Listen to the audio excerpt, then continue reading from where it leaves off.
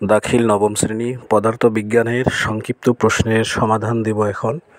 আপনারা সবাই সংক্ষিপ্ত প্রশ্ন এখানে দেওয়া আছে, দেখেন। এখান থেকে যে কোনো 5টি প্রশ্নের উত্তর লিখতে হবে।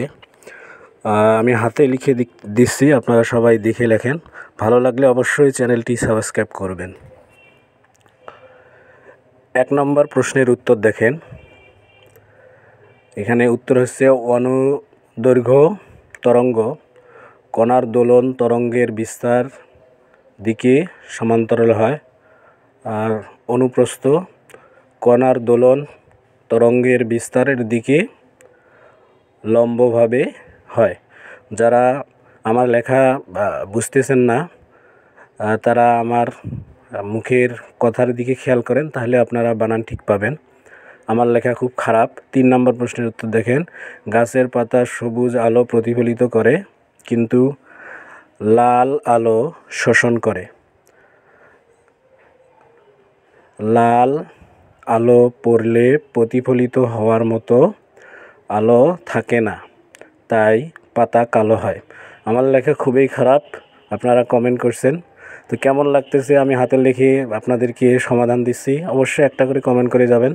4 নম্বর প্রশ্নের সমাধান হচ্ছে, স্পর্শ ছাড়াই চোখে দেখার মাধ্যমে কোনো বস্তুর অবস্থান, রং, আকার ও গতিবিধি শনাক্ত করাকে দর্শন শনাক্তকরণ বলা হয়। আমি হাতে লিখে দিছি, কেমন হচ্ছে অবশ্যই একটা কমেন্ট করবেন। আপনারা আমাকে উৎসাহ দিবেন পরবর্তী ভিডিও দেওয়ার জন্য। 5 নম্বর প্রশ্নের উত্তর দেখেন।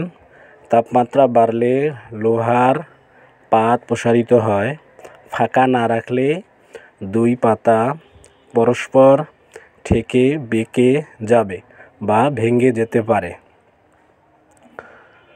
তাই এখানে তাই 2 বার হয়েছে। তাই তাপের জন্য ফাঁকা রাখা হয়। আপনারা এইভাবে 5টা প্রশ্নের উত্তর সুন্দরভাবে লিখবেন।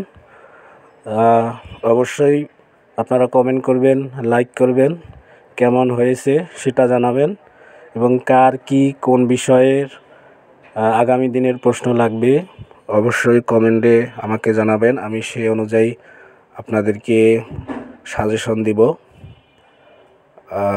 দীর্ঘক্ষণ ধরে আমি আপনাদের প্রশ্নের সমাধানের জন্য কাজ করতেছি। 7 নম্বর প্রশ্নের উত্তর দেখেন।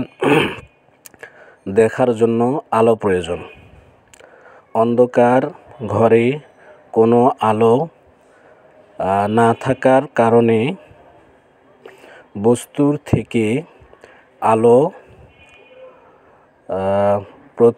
প্রতিফলিত হয়ে চোখে আসে না। দেখেন, প্রতিফলিত হয়ে চোখে আসে না, তাই আমরা কিছুই দেখতে পাই না। আপনারা ঠিক এভাবে প্রশ্নের সমাধান খাতায় লিখবেন। পরীক্ষার খাতায় লিখে আপনারা খাতায় লিখে এগুলো মুখস্থ করবেন সুন্দর করে। মুখস্থ করে আপনারা পরীক্ষার হলে গিয়ে সুন্দর করে আপনারা লিখবেন। তো আজকে পদার্থবিজ্ঞানের নৈর্ব্যক্তিক প্রশ্নের সমাধান দেওয়া হয়েছে।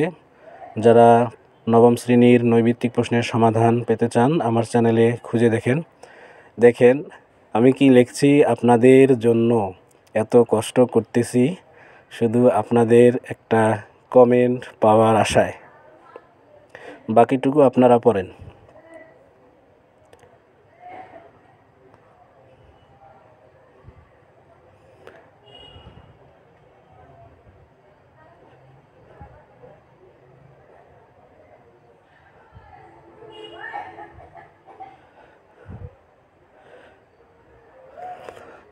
কেমন লাগলো অবশ্যই আমাকে কমেন্ট করে জানাবেন। দীর্ঘদিন ধরে আপনাদের জন্য আমি কাজ করে যাচ্ছি। সবাই আমার চ্যানেলটি অবশ্যই সাবস্ক্রাইব করবেন। এখনও যারা সাবস্ক্রাইব করেননি, শুধু আমার চ্যানেল থেকেই ফায়দা নিচ্ছেন, তাদেরকে বলতেছি